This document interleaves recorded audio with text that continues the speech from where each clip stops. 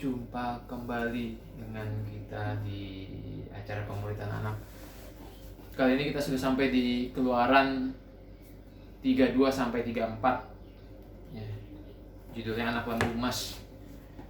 Materi diambil dari Alkitab bergambar anak. Silakan, Teh. Anak lembu emas. Bangsa Israel mengerumuni Harun. Mereka berkata kepadanya, "Buatlah bagi kami patung yang akan memimpin kami. Kami tidak tahu keadaan Musa sekarang."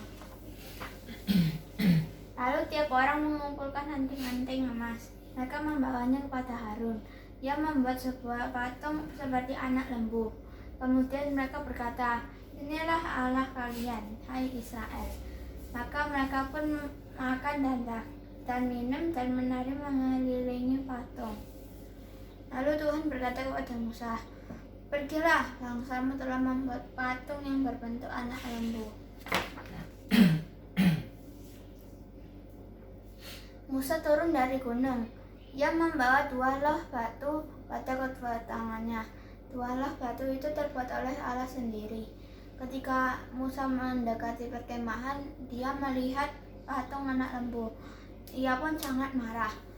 Musa melempar kedua loh batu itu hingga hancur berkeping-keping. Ia mengambil patung anak lembu emas yang telah mereka buat. Ia membakarnya ke dalam api. Musa berkata kepada bangsa itu, "Kalian telah melakukan dosa besar. Aku akan menghadap Tuhan. Aku akan memohon kiranya Ia akan mengampuni kalian."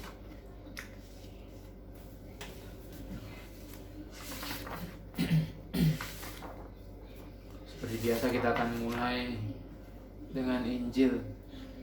Injil adalah kabar baik. Apa kabar baiknya? Kabar baiknya adalah Allah turun ke bumi dalam rupa manusia yang bernama Yesus. Dia menjalani semua perintah Bapanya di perjanjian lama dengan sempurna. Seharusnya kita manusia yang menaati firman Allah.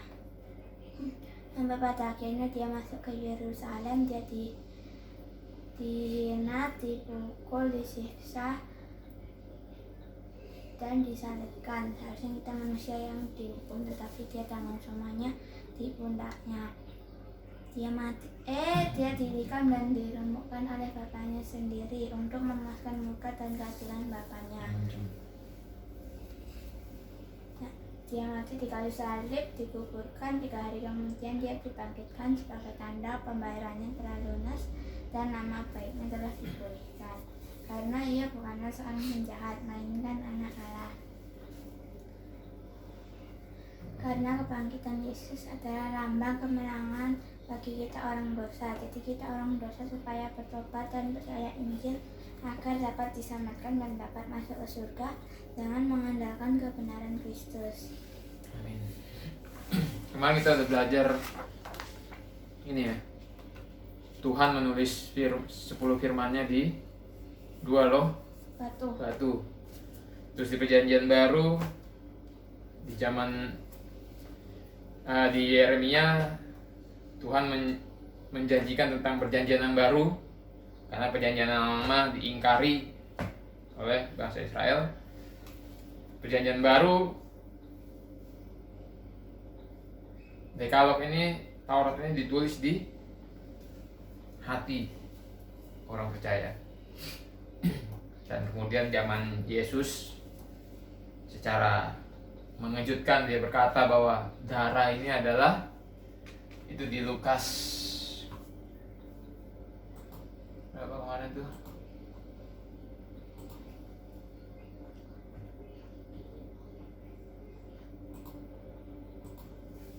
Ya. Yesus berkata, "Cawan ini adalah perjanjian baru oleh darahku yang ditumpahkan bagi kamu." Dan papi yakin dan percaya waktu itu kedua rasul-rasul itu 11 rasul waktu itu mungkin si Yudas sudah keluar dari situ. Mereka akan kaget mendengar Yesus ngomong kayak gitu, perjanjian baru oleh darahku. Kaget mereka, wah Ini dia ternyata perjanjian baru disahkan oleh darah Yesus. Mungkin mereka waktu itu masih samar-samar, karena kan waktu itu Yesus belum disalib. Pas Yesus disalib, darah tercurah, baru mereka pasti, pas ada saat itu baru mereka ingat. Apalagi pas Roh Kudus datang, ada pencurahan Roh Kudus tuh, mereka pasti akan benar-benar mengerti gitu dan benar-benar takjub. Ya. Sekarang kita masuk di Keluaran 32-34, anak lembu emas. Di Keluaran 24 ayat 18 terakhir dikatakan, masuklah Musa di tengah-tengah awan itu dengan mendaki gunung itu, lalu tinggallah ia di atas gunung itu 40 hari 40 malam. Ya. Jadi Musa masuk ketemu Tuhan 40 hari 40 malam. Nah, orang Israel mengerumuni Harun. Ini Harun ini abangnya Musa. Ya. Mereka berkata kepadanya, buatlah bagi kami patung yang akan memimpin kami. Kami tidak tahu keadaan Musa sekarang. 40 hari mereka anggap Musa mungkin udah lupa atau mati atau gimana. Ya, mereka nggak tahu. Mereka diminta dibikinkan patung. Lalu tiap orang mengumpulkan anting-anting emas, mereka membawanya kepada Harun. Ia membuat sebuah patung seperti anak lembu. Kemudian mereka berkata, inilah Allah kalian, hai Israel. Maka mereka pun makan dan minum dan menari mengelilingi patung. Kemudian Musa turun, melihat ini semua, ngamuk, dihancurin dua loh batu itu di depan orang Israel. Ya. Kalian telah melakukan dosa besar. Aku akan menghadap Tuhan. Aku akan memohon kiranya ia akan mengampuni kalian. Itu di Keluaran, diceritakan di Keluaran 32. Ya, itu sampai ayat ke sampai ayat ke 8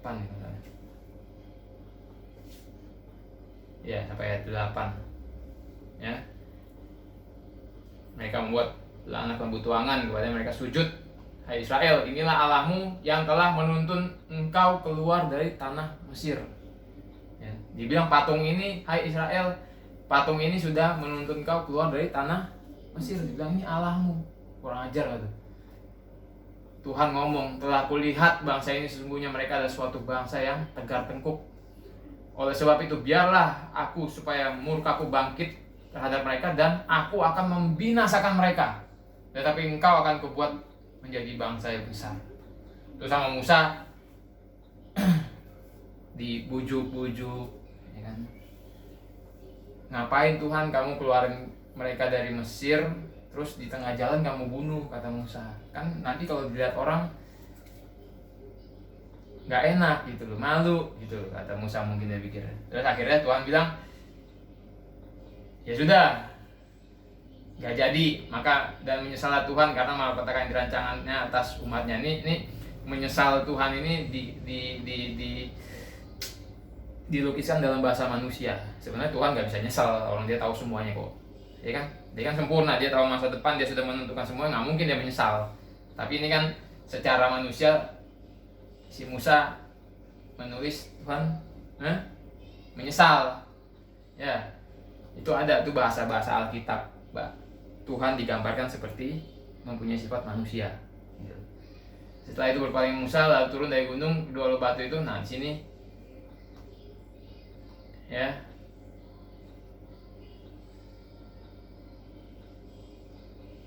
ketemu Harun tuh.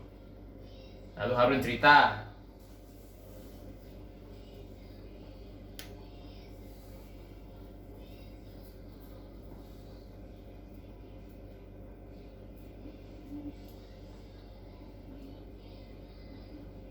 ya kan?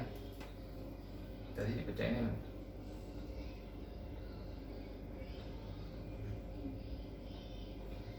Nah, ayat 19. Ya. Keluaran 32 ayat 19, loh batu itu dipecahkan oleh Musa.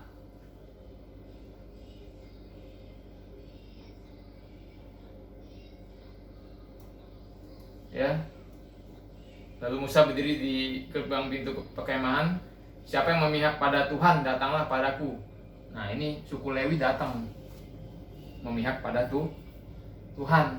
Berkatalah ia kepada mereka, beginilah firman Tuhan Allah Israel, baiklah kamu masing-masing ikat pedang pada pinggangmu, berjalanlah kian kemarin melalui perkemahan itu dari pintu gerbang ke pintu gerbang, dan biarlah masing-masing membunuh saudaranya dan temannya dan tetangganya.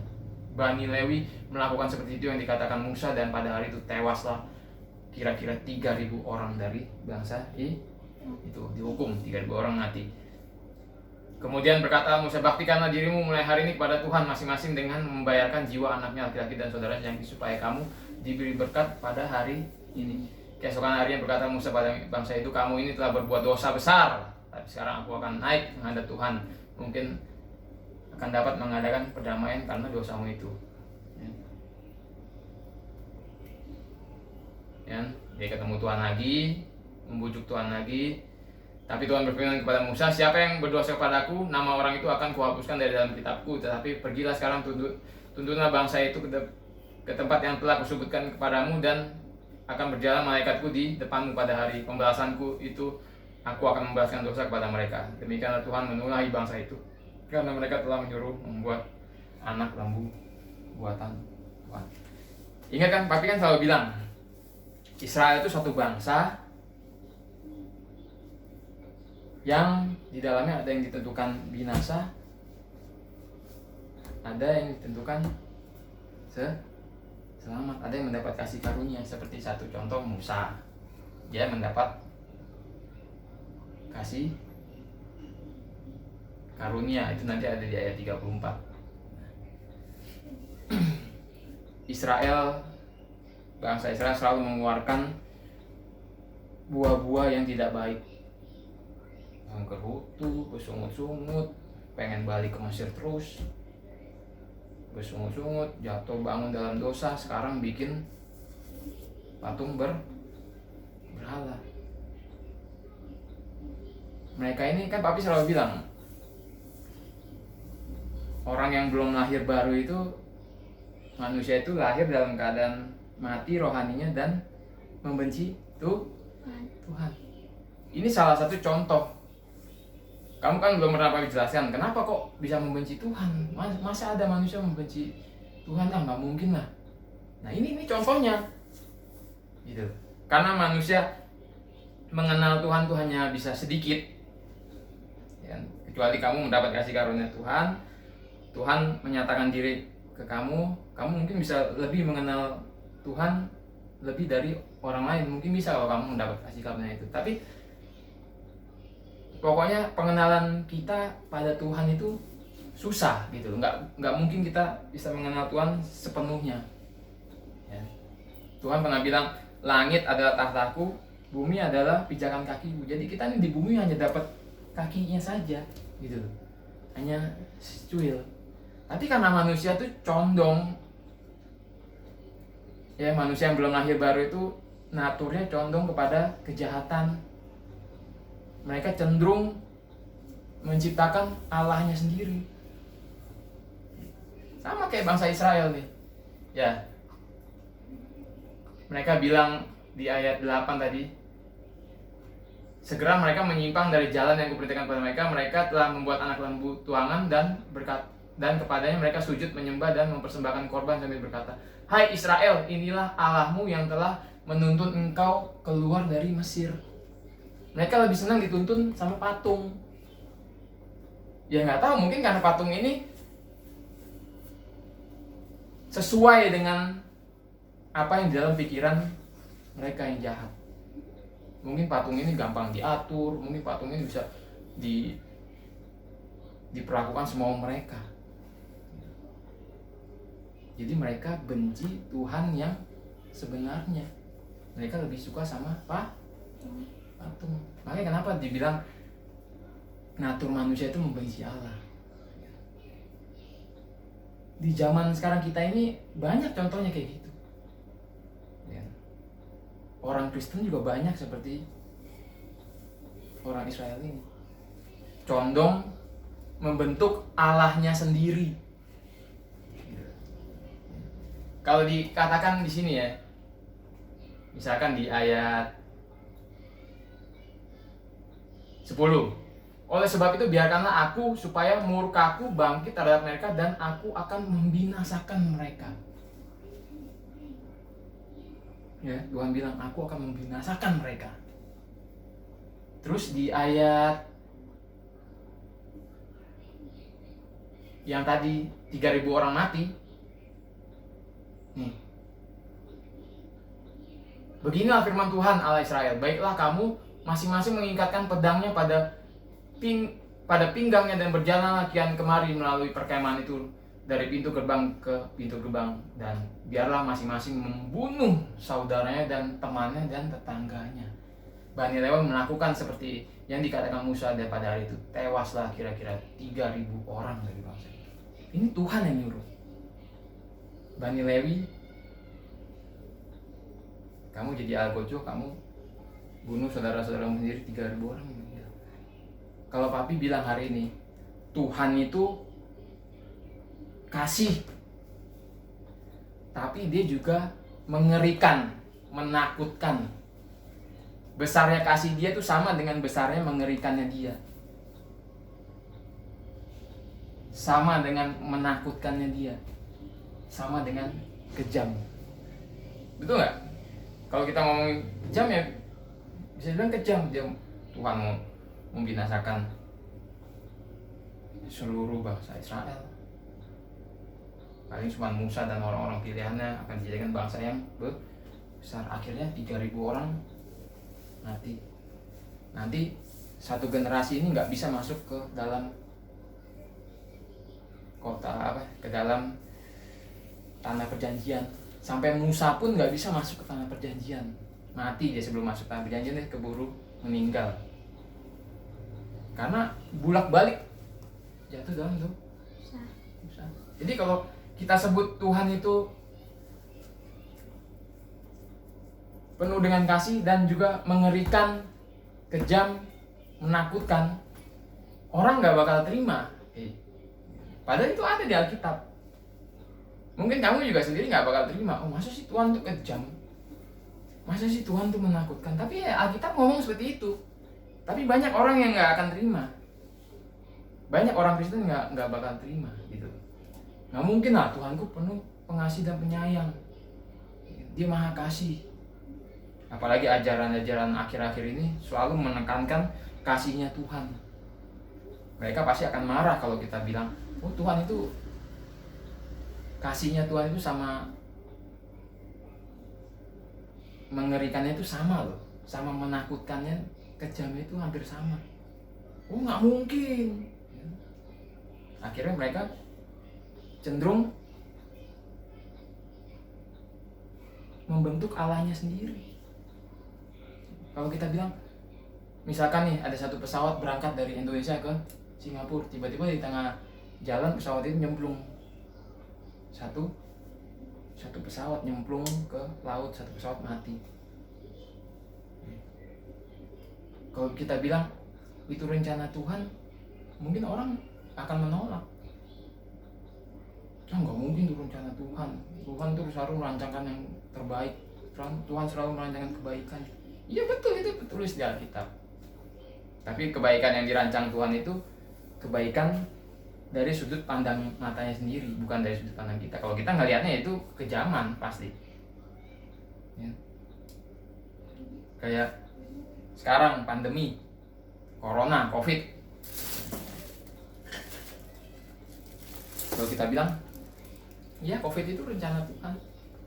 Tuhan yang mengizinkan semua ini terjadi. Pasti banyak orang yang menolak. Oh nggak mungkin. Ribuan orang mati, ratusan ribu orang mati, nggak mungkin lah. Itu rencana Tuhan. Tuhan selalu merancangkan kebaikan. Jadi mereka menolak. Dan akhirnya mereka cenderung membentuk Allahnya sendiri. Dan tiap hari Minggu mereka datang ke gereja dengan Allah bentukannya masing-masing yang ada di kepalanya. Dan mereka menyanyi, memuji Allah mereka sendiri. Yang belum tentu itu sesuai dengan Allah yang ada di Alkitab. Kamu bisa periksa nanti perjanjian lama ada satu, nanti mereka masuk ke bangsa Kanaan, itu orang-orang yang di Kanaan tuh mesti dihabisi. Itu Tuhan yang memerintahkan, habisi mereka. Dulu zaman Nuh semua dihabisi. Tapi sekali lagi, sebagai manusia berdosa, kita memang layak diperlakukan seperti itu karena kita berdosa. Kita memang layak dihukum.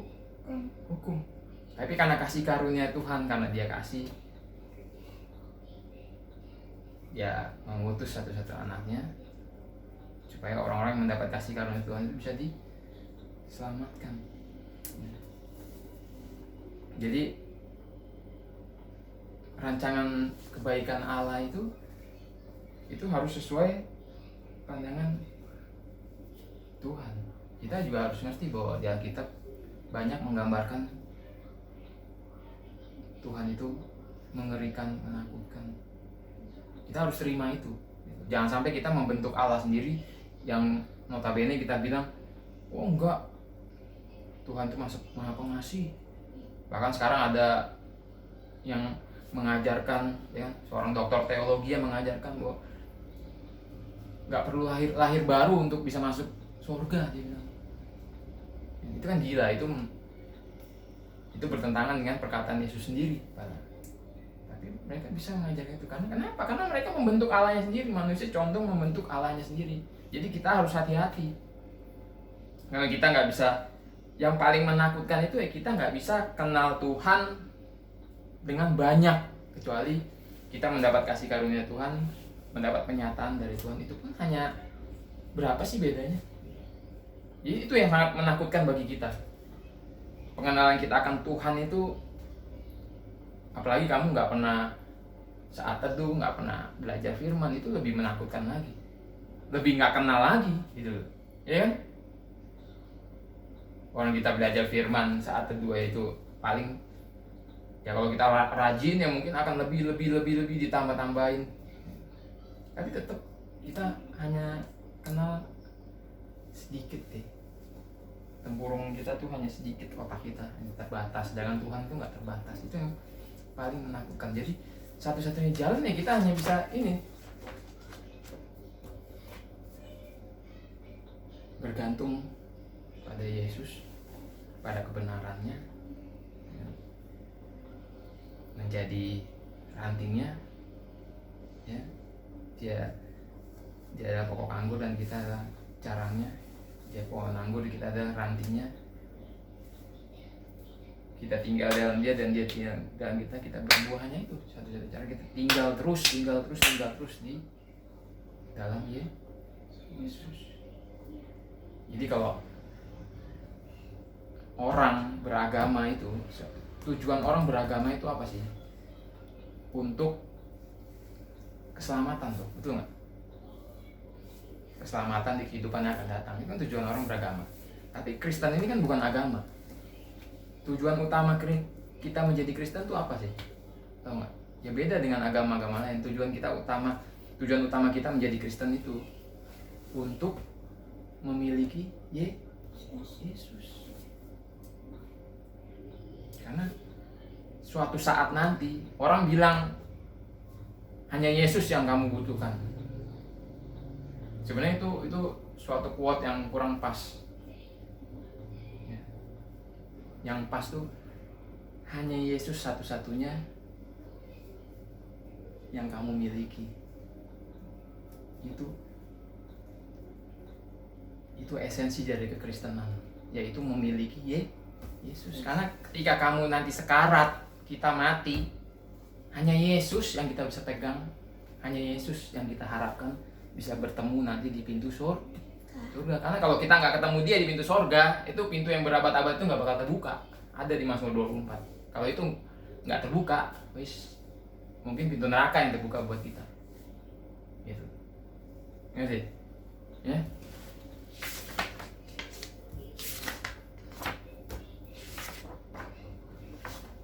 Ya. Terus aplikasinya apa buat Injil? Ya jelas, Injil itu lahir baru harus ada Injil, ada pertobatan, percaya Injil. Natur kita dirubah. Yang dulunya kita mengasihi dosa, membenci Tuhan, kita berubah jadi mengasihi Tuhan dan membenci dosa. Nanti kamu lihat ya di ayat di Keluaran 33 ya. Karena Injil lahir baru itu merubah kamu menjadi mengasihi Tuhan dan membenci apa yang Tuhan benci, mengasihi apa yang Tuhan mengasihi. Jadi kamu bisa kenal Tuhan dan dikenal oleh, itu yang penting, kenal Tuhan dan dikenal oleh Tuhan. Ayat 13, 33 ayat 13. Maka sekarang jika aku kiranya mendapat kasih karunia di hadapanmu ya, kasih karunia, beritakanlah kiranya jalanmu kepadaku sehingga aku mengenal engkau. Ini yang paling penting, kita mengenal Tuhan. Ini Musa ngomong, sehingga aku mengenal engkau, supaya aku tetap mendapat kasih karunia di hadapanmu ya. Di ayat 17, berfirmanlah Tuhan kepada Musa, juga hal yang telah kau katakan ini akan kulakukan, karena engkau telah mendapat kasih karunia di hadapanku dan aku mengenal engkau. Ini yang lebih penting lagi, dikenal tuh Tuhan ya. Kalau kamu ke Jakarta, ke istana presiden ya, sampai di pintu gerbang kamu ngomong sama penjaganya, Pak, saya mau ketemu Jokowi. Kira-kira kamu dikasih masuk Pak? Enggak, karena kamu nggak kenal, kamu cuma tahu doang itu Jokowi presiden. Tapi kamu nggak bakal kasih masuk. Tapi kalau Jokowi keluar dari kantor ya, dan dia lambain tangan, woi kasih dia masuk, itu Kelin temanku, masuk nggak kamu? Masuk, karena Jokowi kenal kamu. Sama, itu yang paling penting, kenal dan dikenal Tuhan. Ngerti? Gimana supaya kita mengenal Tuhan? Ya itu lahir baru, berbuah, banyak-banyakin berdiam diri bersama Tuhan, merenungkan firman-Nya. Di situ kita akan mengenal dengan benar dan dikenal. Dia akan menyatakan dirinya pada kita. Kita bisa tahu lebih dalam ya, lebih dalam lagi ya. Di ayat 18,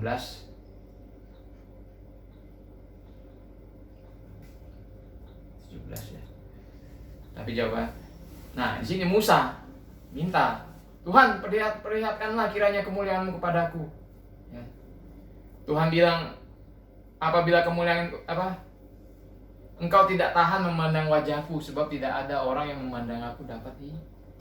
Tapi selalu ngomong, ketemu Tuhan itu bahaya, menakutkan, karena kita ini kotor, penuh dengan dosa. Sedangkan Tuhan itu kudus. Kita nggak akan tahan.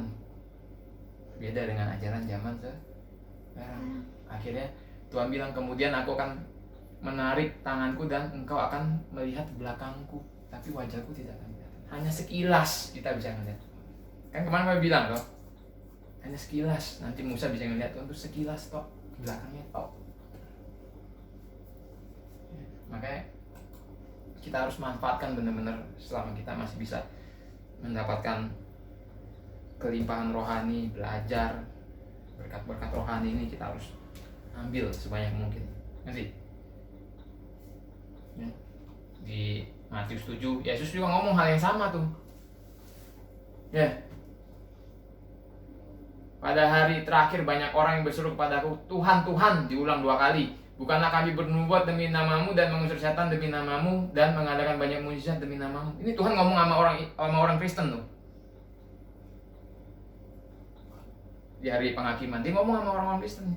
Bukan kami bernubuat demi namamu, mengusir setan demi namamu, mengadakan banyak mukjizat demi namamu. Pada waktu itu aku akan berterus terang kepada mereka dan berkata, aku tidak pernah mengenal kamu. Enyahlah daripadaku, kamu sekalian pembuat kejahatan. Nggak kenal. Padahal teriaknya 2 kali, diulang. Itu penting kalau 2 kali. Tuhan, Tuhan. Ini bukan orang sembarangan mungkin di dalam gereja. Tuhan, Tuhan, kami bernubuat demi namamu, mengusir setan demi namamu, mengadakan mukjizat loh demi namamu. Tuhan bilang, aku gak kenal, enyah daripada kamu membuat kejahatan. Kenapa? Karena mereka membentuk Allahnya sendiri, nggak sesuai dengan apa yang diperintahkan Yesus. Buahnya, ini di sini ngomongin buah, tuh. Pohon yang baik akan menghasilkan buah yang baik, pohon yang tidak baik menghasilkan buah yang tidak baik. Buah itu apa? Karakter, perbuatan baik, lifestyle, gaya hidup, pengajaran. Ada lagi Kak, banyak di dalam ini kalau kamu belajar nanti kapan-kapan, tapi ada catatannya. Buah pelayanan, berapa jiwa yang kamu dapat, buah macam-macam lagi, buah ada, nanti kapan-kapan kita akan ulas, oke?